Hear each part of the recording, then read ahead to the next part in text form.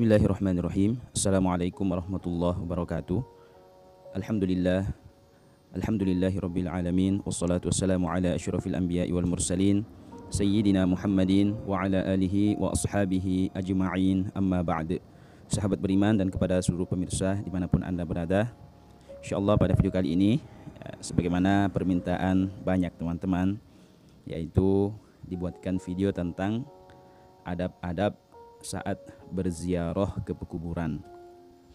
Baiklah teman-teman, adapun adab-adab berziarah ke makam atau ke kuburan adalah sebagai berikut. Yang pertama, kita dianjurkan berwudu terlebih dahulu. Kita dianjurkan suci dari hadas, baik hadas besar ataupun hadas kecil. Berwudunya itu boleh di rumah, atau nanti di jalan kita singgah di masjid misalnya. Jika kita melewati masjid kita singgah berwudu. Atau biasanya di pemakaman itu disediakan kerang air. Jika tidak, kita berwudu memang di rumah. Karena biasanya di kuburan ketika kita berziarah di sana mungkin kita akan membacakan Yasin, surah Yasin untuk orang yang ada di makam tersebut. Dan sedangkan orang yang yang tidak suci dari hadas, baik hadas besar atau hadas kecil, itu tidak diperkenankan untuk menyentuh mushaf Al-Quran. Sehingga itu dianjurkan berwudu terlebih dahulu. Kemudian yang kedua, menutup aurat. Lebih bagus lagi ketika kita menggunakan busana muslim atau busana muslimah. Akan tetapi jika tidak bisa memakai busana muslim atau muslimah, minimalnya kita memakai pakaian yang menutupi aurat kita. Dan itu memang merupakan kewajiban bagi seorang muslim dan muslimah adalah menutup aurat, khususnya ketika ia akan keluar dari rumah. Jadi perlu diperhatikan saat kita akan berziarah kubur itu kita memakai pakaian yang menutupi aurat kita. Sebenarnya bukan hanya saat kita berziarah di kubur, setiap kali kita keluar, baik laki-laki ataupun perempuan, yaitu menggunakan pakaian yang menutupi aurat kita. Jadi itu yang kedua. Kemudian yang ketiga, adab yang ketiga mengucapkan salam saat memasuki gerbang untuk semua ahli kubur. Jadi biasanya kan di pekuburan itu ada pintu gerbangnya. Saat kita memasuki gerbang pemakaman kaum muslimin tersebut, kita dianjurkan untuk mengucapkan salam untuk semua ahli kubur. Itu biasa, ini versi panjangnya ya. Assalamu ala ahli diyar minal mu'minina wal muslimin wa inna insyaallahu bikum lahikun. Ulang sekali lagi. Assalamu ala ahli diyar minal mu'minina wal muslimin wa inna insyaallahu bikum lahikun. Ini adalah teks Latinnya. Assalamu ala ahli diyar minal mu'minina wal muslimin wa inna insyaallahu bikum lahikun. Adapun terjemahannya, salam sejahtera atas seluruh penduduk kubur atau ahli kubur, minal mu'minina wal muslimin, dari orang-orang yang beriman dan dari orang-orang Islam, wa inna insyaallahu bikum lahikun, sesungguhnya kami insyaallah akan menyusul kalian. Ini adalah versi panjangnya. Ini terjemahannya ya. Salam sejahtera hai para mukmin dan muslimin yang bersemayam di dalam kubur. Sesungguhnya kami insyaallah akan menyusul kalian. Atau boleh juga dengan versi pendek. Ini minimalnya assalamualaikum ya ahlal kubur. Assalamualaikum ya ahlal kubur. Ketika kita memasuki daerah pekuburan tersebut. Yang artinya salam sejahtera atas kalian wahai ahli kubur. Kemudian yang keempat, ketika kita menuju makam yang akan kita ziarahi, kita dimakruhkan melewati tengah-tengah atau menginjak makam orang lain. Begitu juga kita dilarang atau dimakruhkan untuk menduduki makam orang lain. Dan di antara bentuk penghormatan Islam terhadap kuburan itu adalah larangan menginjak. Kita dilarang menginjak atau duduk di atasnya. Terkait hal yang demikian terdapat hadis yang tercantum dalam kitab Sahih Muslim An Abi Hurairah radhiyallahu anhu qala Rasulullah sallallahu alaihi wasallam, dari sahabat Abi Hurairah radhiyallahu taala anhu, ya, Rasulullah sallallahu alaihi wasallam bersabda, li ayyajlisa ahadukum ala jamratin fatuhriqah thiyabahu fatakhlusa ila jildih khairul lahu min ayyajlisa ala qabrin. Ya, jadi Rasulullah bersabda bahwasanya, ya, salah seorang di antara kalian duduk di atas bara api, ya, lalu kemudian membakar, api tersebut membakar pakaiannya sampai tembus ke kulitnya, ya, khairul lahu min ayyajlisa ala qabrin, itu lebih baik baginya daripada ia duduk di atas makam atau di atas kuburan. Ya, akan tetapi dijelaskan oleh mayoritas ulama, ya, dan ini merupakan pendapat yang mayoritas, bahwa larangan untuk duduk di atas kuburan atau, ya, menginjaknya itu larangan, ya, yang bersifat makruh, meskipun ada sebahagian kecil pendapat yang mengatakan haram. Ya, akan tetapi menurut kebanyakan ulama, sebagaimana yang dijelaskan oleh guru kita Buya Yahya, bahwa hukum menduduki makom atau kuburan itu hukumnya adalah makruh menurut pendapat mayoritas atau kebanyakan ulama, meskipun ada sebahagian kecil pendapat yang mengatakan haram. Ya, jadi selagi ulama masih berbeda pendapat, ya, ketika kita melihat mungkin ada orang yang duduk di atas kuburan, ya, kita jangan terlalu keras-keras amat dalam menegur mereka. Ya, kita sampaikan dengan baik. Ya, jadi seperti itu.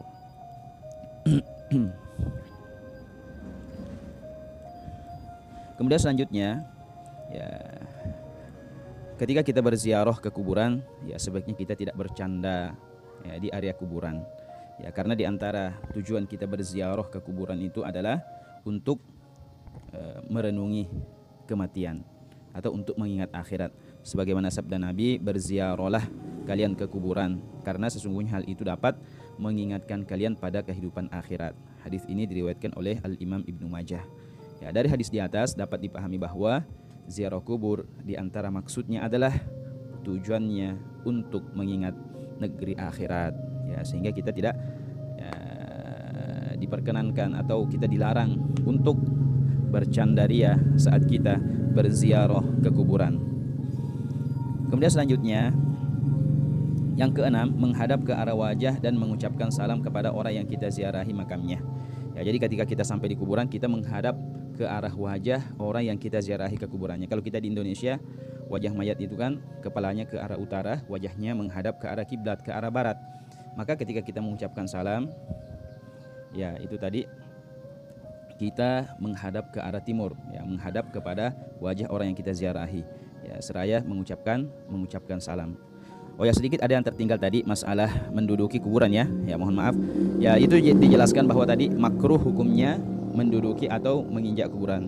Ya, akan tetapi, ya, itu dijelaskan bahwa itu dalam keadaan normal, akan tetapi jika darurat atau ada hajat, maka hilanglah kemakruhan menginjak atau menduduki kuburan tersebut. Ya, seperti misalnya ketika kita melakukan fardu kifayah saat akan menguburkan sebuah jenazah, sedangkan kuburannya itu berdempet-dempetan. Ya, ketika kita akan menguburkan jenazah tersebut, terpaksa kita menginjak atau menduduki kuburan yang ada di sampingnya, maka jika kasusnya darurat seperti itu, maka hilanglah kemakruhannya. Ya, jadi seperti itu. Ya, baik, kita kembali kepada salam tadi. Ya, jadi kita menghadap ke arah wajahnya orang yang kita ziarahi, seraya mengucapkan salam, Assalamualaikum ya Abi. Ya, itu kalau kita berziarah kepada bapak kita, Assalamualaikum ya Abi, salam sejahtera alaika ya Abi, atas engkau wahai ayahku. Atau Assalamualaiki ya Ummi, salam sejahtera atasmu wahai ibuku. Ya, kalau yang kita ziarahi adalah kuburan ibu kita. Assalamualaikum, Assalamualaika ya Jaddi, salam sejahtera atas engkau wahai kakekku. Ya, jika yang kita ziarahi adalah kuburan kakek kita. Assalamualaiki ya Jaddati, salam sejahtera atas engkau wahai nenekku. Jaddati itu artinya nenekku, ya. Assalamualaika ya akhi, salam sejahtera atas engkau wahai saudaraku. Ya, jika yang kita ziarahi itu adalah mungkin saudara kita atau teman kita, ya. Assalamualaikum ya akhi. Ya, kemudian Assalamualaiki ya ukhti, salam sejahtera atas engkau wahai saudariku. Jika yang kita ziarahi itu adalah kuburan saudari kita, yaitu versi Arabnya. Boleh juga dengan bahasa Indonesia atau dengan bahasa daerah sih. Ya, kita mengirimkan salam boleh dengan bahasa apa saja. Kalau tidak bisa bahasa Arab tadi, ya boleh salam sejahtera. Ya. Kemudian setelah itu kita sebutkan siapa, mama kita kah atau teman kita kah, ya itu boleh dengan bahasa apa saja. Ya, itu ketika kita mengucapkan salam kepada orang yang kita ziarahi kuburannya.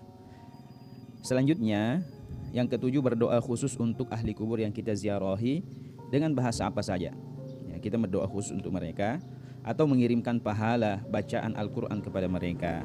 Ya, dan saat kita berdoa itu diupayakan kita menghadap kiblat. Ya, jadi tadi ketika mengucapkan salam kita dianjurkan untuk menghadap, dianjurkan ya, bukan diharuskan, dianjurkan untuk menghadap ke arah wajah si mayat yang kita ziarahi kuburannya. Ya, sedangkan ketika kita berdoa itu diupayakan ya menghadap kiblat. Ya, demikian penjelasan guru kita Buya Yahya. Ya, diupayakan untuk menghadap kiblat. Ya, dan ketika kita berdoa itu bebas dengan doa apa saja. Doanya bisa dengan berbahasa Arab. Ya, Allahumma gfir laha, jika yang kita syarahi ibu kita, Allahumma gfir laha warhamha, ya Allah ampunilah dia, warhamha, rahmatilah ibu saya, wa akrim nuzulaha, muliakanlah tempatnya, wa wassi' madkhalaha, luaskanlah kuburannya, waghfir lana walaha, ampunilah kami dan ampunilah ibu saya ya Allah. Nah, boleh seperti itu. Nah, itu dengan bahasa Indonesia, ya Allah ampunilah ibu saya ya Allah, ampunilah bapak saya ya Allah, ampunilah orang tua kami ya Allah, berikanlah tempat yang mulia untuk mereka ya Allah, sayangilah mereka ya Allah, sebagaimana mereka telah mendidik kami, telah berkasih sayang kepada kami saat kami masih kecil. Ya, boleh dengan bahasa apa saja. Atau mengirimkan bacaan Al-Quran kepada mereka. Ya, kita berkirimkan bacaan surah Al-Fatihah untuk orang tua kita. Ila hadrati ummi wa abi, ya, ditujukan kepada ibu dan ayah saya yang ada di dalam kuburan ini, Al-Fatihah. Ya, begitu kita baca Al-Fatihah. Ya, kita niatkan pahalanya disampaikan kepada almarhum ayah atau almarhum ibu atau kepada orang yang kita ziarahi kuburannya. Itu yang ketujuh.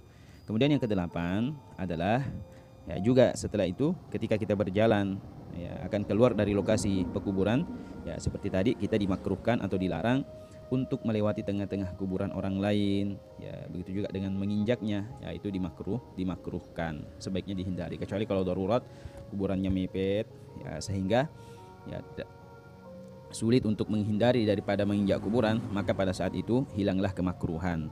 Ya, akan tetapi selagi bisa menghindar tidak menginjak kuburan maka sebaiknya dihindari. Ya, jadi demikianlah beberapa adab-adab yang baik untuk kita lakukan saat berziarah ke pekuburan.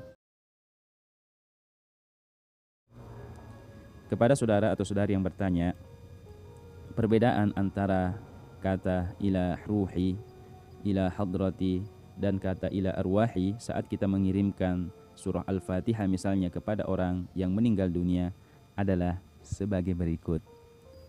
Yang pertama, ila hadrati. Ya, ila hadrati. Ila hadrati itu digunakan ya, biasanya digunakan saat mengirimkan doa atau surah Al-Fatihah kepada ruh orang-orang yang istimewa ya, yang merupakan pilihan Allah ya, seperti Rasulullah Shallallahu Alaihi Wasallam dan keluarga beliau ya, seperti ketika kita mengirim surah Al-Fatihah kepada para nabi, kepada para sahabat serta tabi'in.